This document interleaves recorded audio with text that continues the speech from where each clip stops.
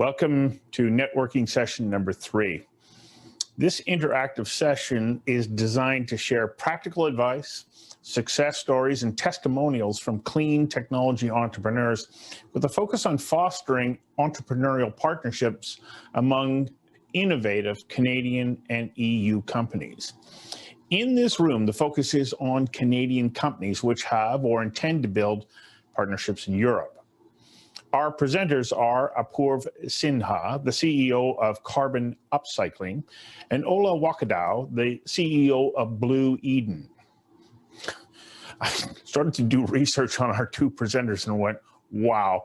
Apoorv and Oleh, you both have a history, or Oleh, sorry, you both have a history and experience and success in clean tech that I think would take a normal person about 3 lifetimes to amass. You know, I could spend half an hour detailing your careers and still only cover a fraction of what you've achieved. I am impressed. And so I encourage all of you who are joining us today to use this networking session to connect with both Apoorv and Oleh. Apoorv, your company, Carbon Uploading, and its products enhance conventional fly ash and other supplementary cementitious materials with CO2 to create advanced concrete additives that not only sequester carbon, but they also increase concrete strength and reduce cement use. And Oleh, the list of innovative and cost-effective treatment solutions you and your team have developed for water is remarkable, and made even more so remarkable when you consider that you've got this same range of innovative products that you're supplying for water analyzation and gas analyzation as well. So now, just before I invite Oleh to take the screen, I'll ask all of the participants. I noticed that you've all turned your screens, your cameras off, but why not turn them back on, input your name, tell us who you're with, and get ready to be part of this chat, okay? And you can put your hand up, your virtual hand up, to ask a question directly. I'll see it and I'll call on you. And we also have 3 poll questions. The first one is, I'm curious about, and there's a list of responses. What was the most important helpful support for expanding your business? How you manage the risks of an international expansion? What benefits do you expect your expansion will bring? What would you do differently if you had the chance to do it again? And the second is, my biggest fear of building global partnerships is A, regulations, B, costs, C, don't know anyone, D, the complexity of it all, and E, unsure of revenue potential. And the third poll question, and I'm really going to be interested to hear what you're all thinking of on each of these questions, is the most helpful thing to help companies build global partnerships is A, having a local partner overseas, B, support from my home country, C, knowing the landscape, and D, having access to overseas networks. Oleh, I would now like to ask you to take the screen, and I look forward to your presentation, and when you're finished, I'll ask Apoorv to then take the screen following you. Wonderful. Oleh. So let's see if I get my screen to share and my presentation. Super. Can you see that? I can see you. You cannot see the screen? Cannot see the picture presentation? Not yet. Yeah, no. No? Oh, okay. Let me see. Let's see. Try this again. Okay. Share screen. Okay. Share what?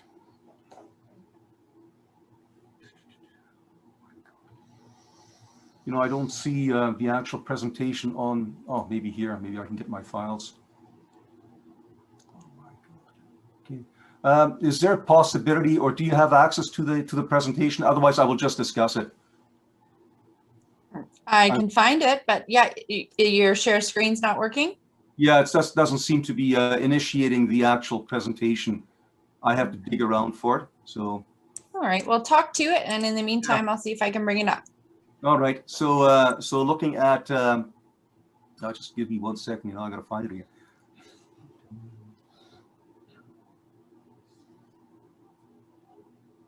right, there we go.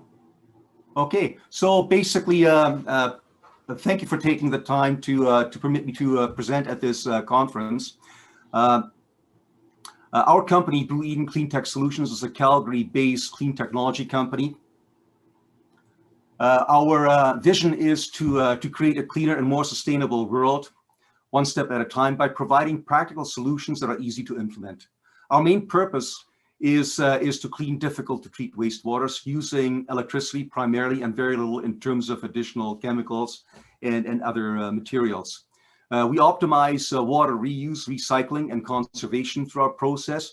And we have just recently embarked on a path to unlock energy value from wastewater treatment by generating, capturing, purifying, and storing hydrogen associated with our wastewater treatment process. Our technology platform is based on electrochemistry. We use electricity, very little else in terms of chemicals, uniquely formulated electrodes and electrolysis in order to address a number of difficult to treat problems in wastewater. For example, in one formulation, we can address suspensions, emulsions, and colloids in industrial wastewater. In another formulation, we can actually fully destroy difficult to treat organics, organic contamination in wastewater, and we can also fully disinfect wastewater. In collaboration with a senior oil and gas producer here in Alberta, we've been able to take our technology and design it to operate at high temperature and high pressure, thereby presenting an element of energy conservation as well. So our technology is proven across a broad application across a wide range of industries. Our team has built from small to large, actually, basically from a few cubic meters per day, right up to about 50,000 cubic meters per day. Our team has built about 350 commercial applications based on our first generation technology platform. And we have now taken this into the second generation technology platform for commercialization in Alberta, focusing initially on the resource sector, but then moving also into other industrial sectors as well. The origin of our technology has been on a relationship that Blue Eden has built with a commercial partner in Germany. And as a result of that, we've been able to build significant collaboration platforms for innovation that will give us an opportunity to build additional technologies and incorporate those into the future growth of Blue Eden as well. These initiatives have been formed through, let's say, a team comprised of academic partners, senior research partners, industrial partners, as well as government support, and have included participants in Europe, in Canada, of course, and also in the US. One example of our innovation process has been the development of our wastewater to hydrogen process, which is a 24-month R&D project, which we've initiated last October with our German partners. This is basically a German-Canadian collaboration program designed to take our electrochemical treatment platform and optimize the production, the capture, and the purification of hydrogen concurrent with wastewater treatment. This is a very interesting innovation because it has direct applicability across a broad range of heavy industrial applications, from petroleum production, refining, to biofuel production, heavy industrial applications, the transport industry, pharmaceuticals, and also electronics. The beauty of this technology is that in addition to addressing very difficult to treat organically contaminated wastewater, we can also at site produce hydrogen for redeployment into energy or for use as chemical feedstock for other processes. An example of the amount of hydrogen that we can typically generate through our electrochemical process in a moderately contaminated waste stream is in around 3 kilograms of hydrogen per cubic meter of water that we treat. It's 3 kilos doesn't sound like a lot, but when it comes to hydrogen, it actually is quite a bit. And when it comes to high volume wastewater treatment, it becomes a very considerable volume of hydrogen generated. This is just one example of the innovation that we are currently driving in our, let's say, collaboration with our European partners. We have a number of other ones that we have currently undertaken as well. One is in the area of addressing micropollutants and in wastewater, micropollutants and microplastic pollutants in wastewater. Another one addresses the capture of metals and strategic materials out of wastewater. And a third one that we're currently working with is in the area of disinfecting water using our electrochemical platform, including addressing COVID-19. So thank you for permitting me to share our presentation with you, and I look forward to sharing with you some of our experiences in this area in the next half hour or so. Thank you. Thank you very much. There's a number of questions that I already have for you, and I can hardly wait.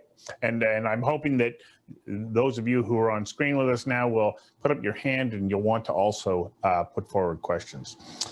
Apoorv, I'd now like to invite you to take the screen. Yeah, thank you so much, Stuart. And hopefully I have better luck here with the share screen. Can you see my screen? Yes, we can. Yeah, we can. Awesome. Yeah. Well done. All right. Well, yeah, we can chat Oleh offline about how to work with the vagaries of Zoom, but I'll dive right into what we do here. Thanks again, Stuart, and the rest of the team here for giving us a platform to share my work. Our company, Carbonaro Cycling, is also based out of Calgary, as is Oleh's. We're 6.5 years old, and we started back in 2014 with the vision of changing the waste of today into the building materials of tomorrow. We're one of the top 10 carbon utilization companies in the Carbon X Prize. This isn't the prize that Elon Musk tweeted about with $100 million. The prize money in this one is a tenth of that. But we are in the running for that competition and have gone through a whole string of different validation and vetting stages so far to be established as we are in the carbon tech space. And we're also, from a European context, one of the 1,000 efficient solution label holders. This is an initiative that was started by Bertrand Piccard back about 3 or 4 years ago, and we're one of the handful of Canadian companies that has been recognized in that as well. But to give you an idea of what we do before I dive into the lessons that we've learned in dealing with Europe is really, as with any company working in carbon utilization or clean tech writ large, we're looking at the problem of carbon emissions. As many of you in the audience probably know, we emit about 36 billion tons of carbon emissions every year. This is roughly been the number for the last 8 or 9 years. And although a lot of this has spiked since the 1750s, when the Industrial Revolution began, it is important to realize that this has been a side effect of what has been probably one of the most positive changes in improving the quality of human life in the world. Because of industrialization, we're able to talk from thousands of miles away, and all the different things that we take for granted today have come as a result of a lot of what the Industrial Revolution was able to achieve. The challenge that we're faced with now, though, is dealing with some of the side effects of that quality of life improvement. And within that, there are some negative feedback loops like concrete that we're really honing down on as a construction and climate tech company. There are many other companies that are looking at construction as a way of reducing carbon emissions. And essentially what we have found are two major things. One, concrete was invented, or the modern Portland cement was invented back in 1824, so almost exactly 100 years ago. And it hasn't really fundamentally changed in those, sorry, not 100, but 200 years. In that time, as climate change has increased carbon concentrations in the environment, this concrete is also leading to a major feedback loop where as our environment gets more acidic, our concrete lasts less long. And as it has to be changed out more often, it's actually creating carbon emissions that are further getting exacerbated. Currently, over 8% of carbon emissions in the world on an annual basis come from concrete. And our technology has been focused on a low energy, cost-effective way of entraining these carbon emissions into a solid product. So essentially what we're doing is we're finding a range of different materials such as fly ash from coal power plants, as Stuart mentioned in the introduction, but a range of other natural minerals as well, like wollastonite or talc or kaolin. And essentially what we found is that by putting it into a reactor like the one that you see in the center of the screen, we're able to activate these solids so that they can act as a chemical sponge for CO2. Unlike your sponge in a kitchen, you know, the CO2 is actually becoming a part of the solid powders matrix. And once it's been chemically absorbed there, we found that not only is it acting as a permanent sink for the CO2, keeping it away from the atmosphere for potentially hundreds or thousands of years, but also producing a valuable product that can go into everyday materials such as coatings, concrete, polymers, and pharmaceuticals. Most of what we've been focusing on over the last 3 years has been the construction space. And that has been the basis of our scale up over the last little bit. When we founded our company back in October of 2014, we started with a small reactor that was the size of a small Starbucks cup. Fast forward to November 2020, and the unit that you see here on the crane, sorry, right next to the crane here, that's the 20-ton-a-day system that we started working on. And it's considerably bigger. In fact, about 10 million times bigger than the Starbucks cup that we started with way back. We've been fortunate with the X Prize kind of recognition that we got a couple of years ago to be able to show this scale up at a point source emission, such as a natural gas power plant. So in the south of Calgary, the Shepherd Energy Center is a power plant that serves about 50% of the base load of the city. We're located right next to that plant, and we're taking the carbon emissions from that stack directly into our process to create commercial product, which has just begun selling to local partners such as Lafarge and Burnco as of a week ago. So with all that, I know that most of the people in the room here aren't here to learn about the history of carbon upcycling, but rather some of the things that we've learned about our experience in Europe and generally about global expansion. Canada is still under 40 million people for population, and we realize that for any meaningful climate tech startup, to get the kind of impact that we want, we have to be able to take what we produce elsewhere. And Europe, from that regard, creates a very exciting market, which has not only progressive policy leadership, but also a very strong technical base to be able to vet and deploy technologies like the ones we offer. And when I say we, not just carbon upcycling and the work that Oleh is doing, but generally anyone that's in the clean tech space. We've been engaged with a range of different major corporations within Europe. By name, I would say Lafarge Holcim, Vancy, and to a certain extent, CEMEX have been our major partners that have major presence all across Europe. But we've also been in touch with a range of other organizations that are trying to figure out how we can create a solid foothold in the continent before the end of this year. But some of the lessons that I'd like to finish with are Europe offers a great, strong technical base, both research-wise as well as from a corporate development and technical vetting perspective that can be leveraged. The earlier you can start engaging with those entities, I think the faster you can actually work with vetting your technology and making sure that what you're offering in terms of a technical value proposition makes sense. Unlike a lot of the North American market, the industries and a lot of the players in Europe tend to be a lot more consolidated, which is a bit of a paradox because there is a lot more heterogeneity within the European states, the European nations, I guess I should say. But there is a lot of consolidation within the construction space or the water space. And generally, a lot of the industry has got some major players that are active and dominant in many different areas. As I mentioned before, there are policy levers. A lot of these are being discussed in US and Canada as well with regards to a Green New Deal and how do we stimulate the economy post-COVID in a way that also helps with reaching national or provincial climate goals. In Europe, I think they're already quite far ahead on that front and have started to take some steps with the Innovation Fund and other programs to start actually putting that plan into action. And the last thing I would say that we've learned is, we've relied a lot on partnerships so far, which has allowed our 10-person company to not yet, create a burn rate in Europe.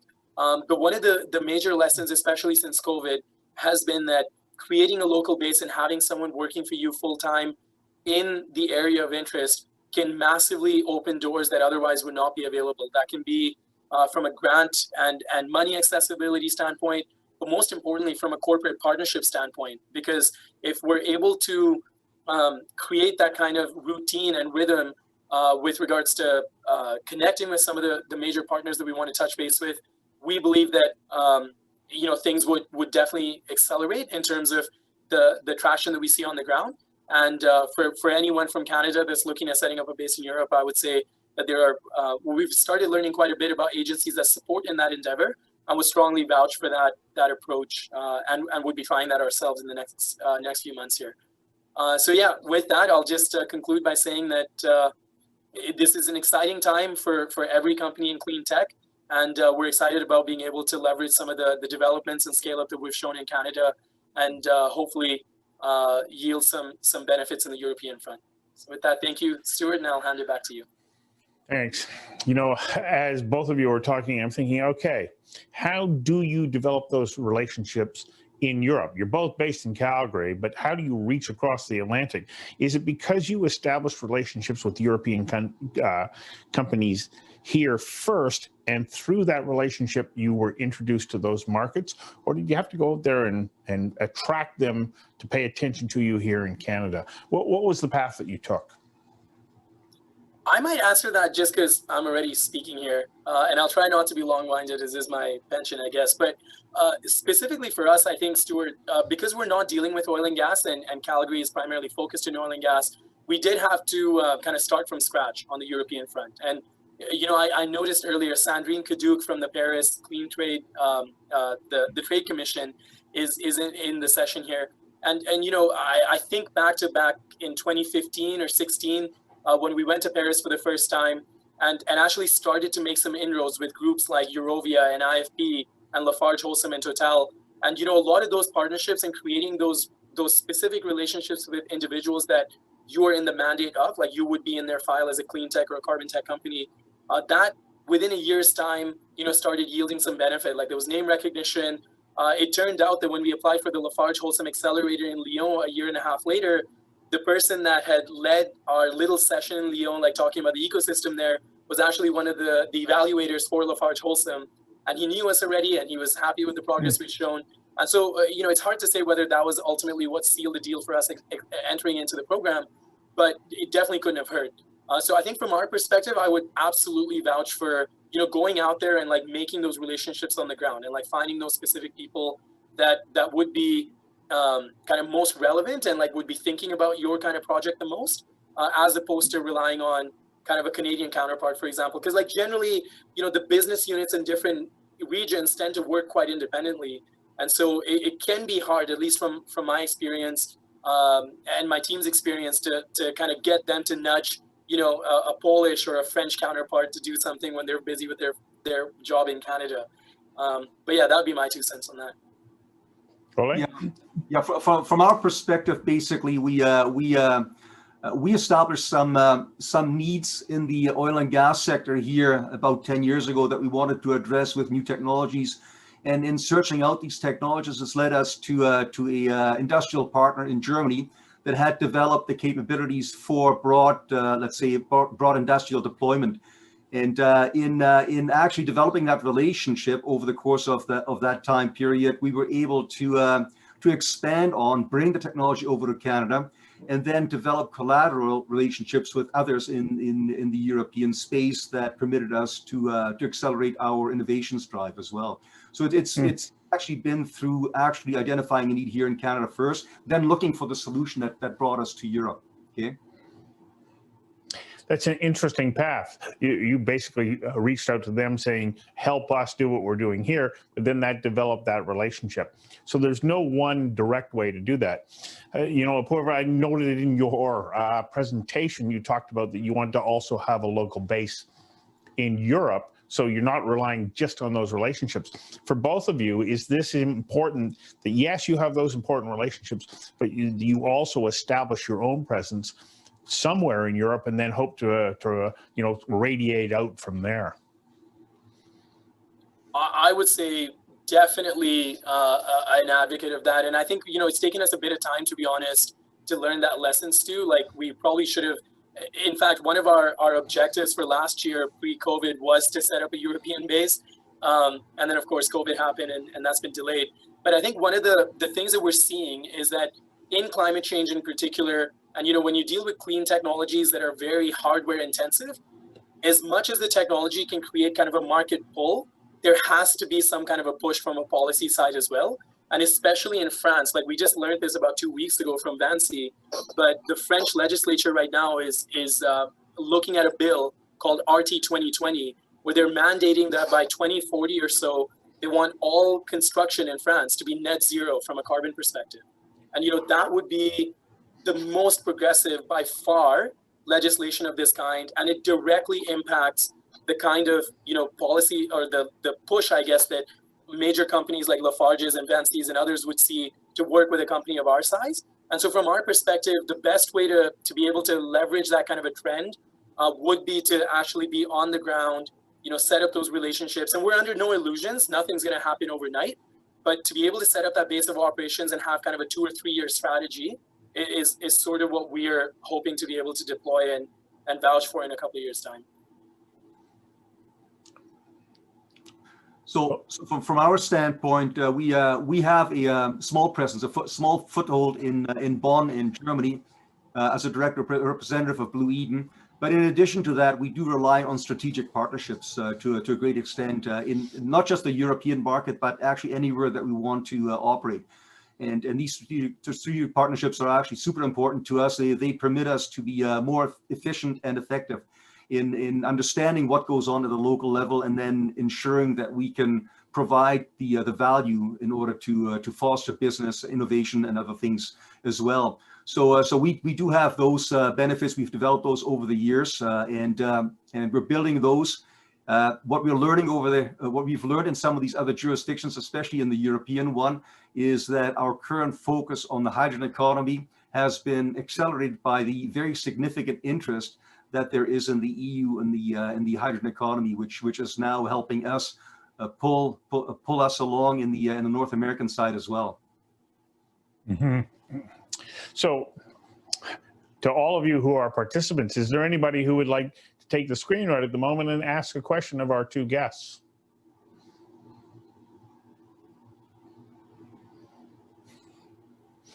It's that awkward moment where everybody's going, no, not me. Hand us up. So there's one. Yes. Was that Christopher Bush? Kyla, can you make that happen? I don't see a hand up, but No. Excuse me, I can't see. Do you hear me? we can hear Yes, you. we can hear you. Yes. Okay, I don't know my video or so. Yeah, right. I have a thing here now. You can see me. There I we don't are. know how There well you you go. see me because my video isn't the greatest. But anyways, my name's Tony Kez. I'm Vice President of the Hungarian-Canadian Chamber of Commerce and also Vice President of ARC Energ, a renewable energy cluster based in southern Hungary, Szeged, Hungary, right near the Romanian-Serbian border, where we go all the time. And I hear you how you want to make connections and meet people. And in my experience, what I see is, one, in this clean tech business, all these talks we're doing are really nice, but really the finance isn't there. First, okay. Number two, when I've approached tons of companies, well, tons, that's a little bit exaggeration, where we offer our services in Szeged as a gold accredited cluster, because we really have a very big reach, like let's say into Serbia, Montenegro, Romania, Bulgaria. We have all these different agreements. This may not be good with the oil sector because, I mean, you're looking for big players. But what I see is that when you approach a Canadian company and say, hey, we can help you spread into this market, they never want to pay because, let's face it, our industry is undercapitalized. Nobody has the money. Two, what I see is that the majority of Canadian companies, if we look at them, if you look at their website, it's usually unilingual, right? Like here we're talking, and if you go into the EU, the first level in the EU, yes, is English, okay? And maybe the second level is, let's say, if you go into Serbia or you go into Germany, a factory manager plant might be able to speak English, but after that, for sure, it becomes a local language. So what I see is that Canadians don't really have money to go that way. Two, our language capabilities as Canadians is very weak. But I think that like an organization like what we've set up with ARC Energ in southern Hungary, I mean, for smaller projects, not the oil project, carbon capture and these big things, because I don't really think the money is there, but we can help them to really build their projects into projects through consortiums. Because as you know, everything that's done in financing in Europe is done in a consortium, which means you have a minimum 3 partners, minimum 3 countries. Right now, the question is, I don't know how Canada fits into this, but my whole point is just that one, we're not unilingual enough, and we have to be more aggressive. I don't know. It doesn't come out that well. Anyways, that's it.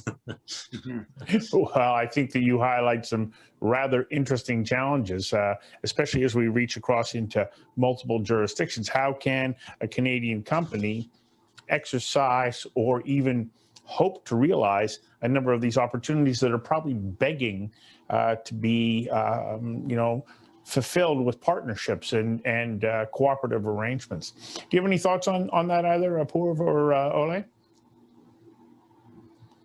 Apoorv? Yeah, I'll just mention kind of my thought on that. I think the points are absolutely valid.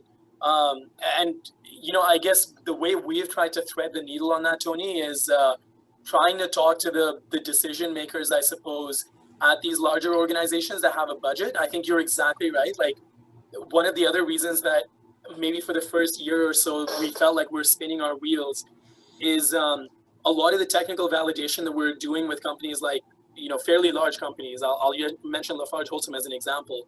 Is, you're talking to technical people, they have a certain mandate and they have a certain constraint in which they can work with you. That's been pre-approved as part of the program.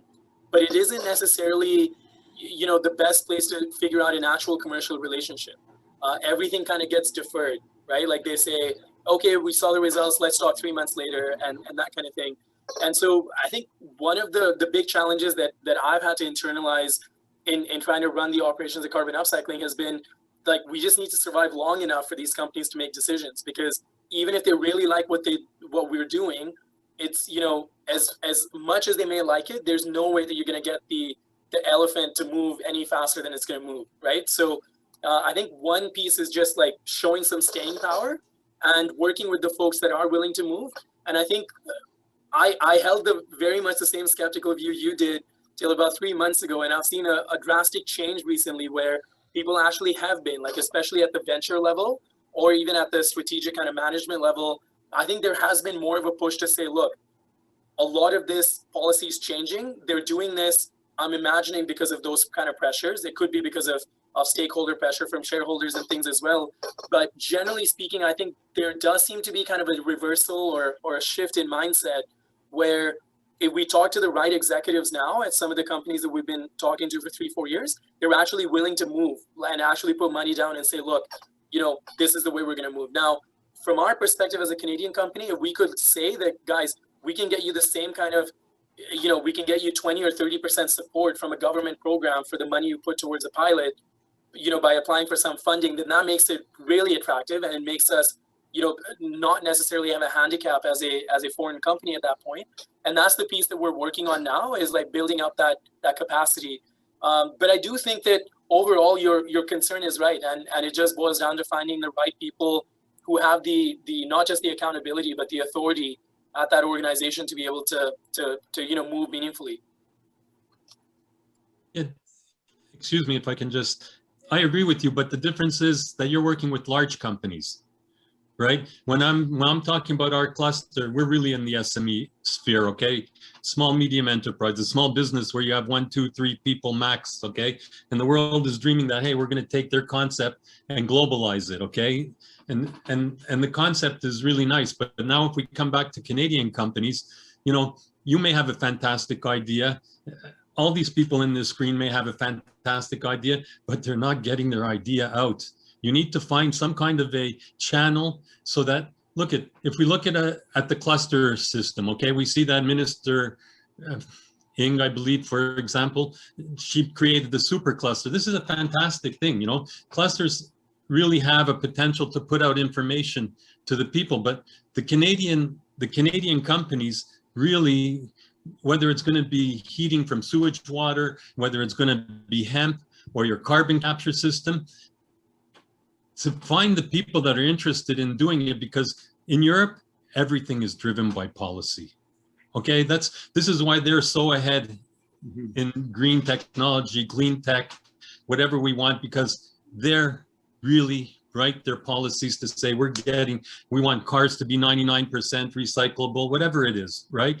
But But in order for Canadians to really expand, and if the government's dream is to make green technology one of its major platforms for economic growth, we have to get our Canadian companies to get their projects and their potential projects out in front of as many people as possible, because due to this, in Europe, since everything works as a consortium, if you hit the right nerve with a consortium, they'll build you into their consortium. Like you said, they'll come with an offer for a grant, some kind of support where the EU will pay 50% or whatever. There's so much potential, but to find this potential, we have to have the projects relatively well documented to show, so that people know that we have this opportunity to work with. This is a big challenge, isn't it? Oleh, do you have any thoughts about that? And as Tony was making his points, I was thinking, you know, you didn't initially set out to find your way through that labyrinth of relationships in Europe. It came about because you developed a relationship through another way. So we need to be innovative, not just in the development of our technologies, but also in the way that we build our relationships. I think relationship building is a very important part of this thing. You have to understand who you're dealing with, and you know what the cultural, let's say, undertone is of where you're trying to operate as well. And I understand what you're saying, Tony, in terms of this idea of developing these large entities that can make things happen are a very important part of this. The fact that things are more driven by policy in Europe is probably also a valid point.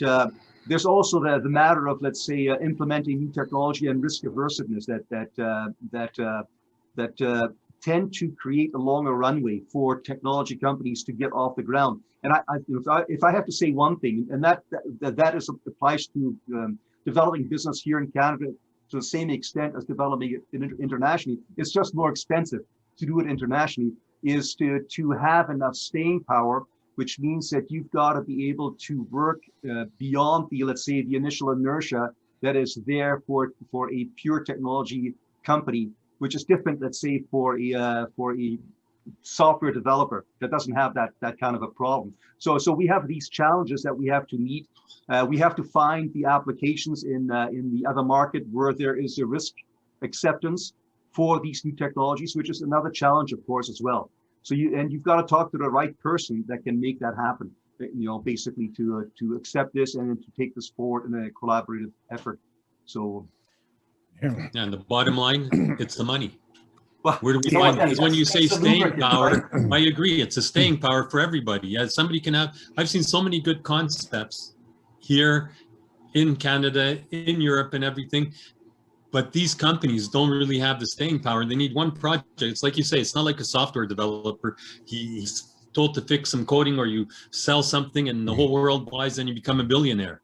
You know, if you have a heating system that's being heated from sewage water, every country needs the proof of concept. It doesn't matter that it's proven in Canada. It's still not good enough. I have to see it with my own eyes. The poor Canadian company, when you tell him, hey, we're going to make a pilot project, he goes crazy. Another pilot project? I already did 10 pilot projects. I have the proof of concept, but every country is going to ask for proof of concept, but you can make money out of the proof of concept if it's done well enough and the people work together. Because in the EU, there's definitely, especially with the next round of financing, 20 to 27, there's going to be money in there that we can take advantage of and build in projects with the Canadians. And hopefully, I'm hoping that on the Canadian side also, they'll offer the same opportunities that the Europeans offer any type of technology in the world. Because in Europe, if you're lucky, you can bring in a Canadian technology and the EU will finance the first test almost completely financially, whereas here in Canada, forget it. I mean, we're in the, you know, we're lucky if we're in the 50-50 deal. Right. So, Tony, you highlight what is a very, very important element here in how Canada can play an important role in addressing our climate challenges as we move forward. There really has to be this massive support from the Canadian government to get behind all of these technologies at various levels. I don't know if you were with us yesterday. We were talking about financing in clean tech, and this very topic came up. It's not easy. You have to go through a variety of different venues, mostly through venture capitalists, it appears, that are going to give you the kind of support that hopefully will open up access to some of those funds. Now, our challenge is with a topic like this, I think that we could talk for the next 2 or 3 days because there's so many elements of it. We're just about out of time. Kyla, I know that we ran a poll. Can you show the results of that poll right now? I can.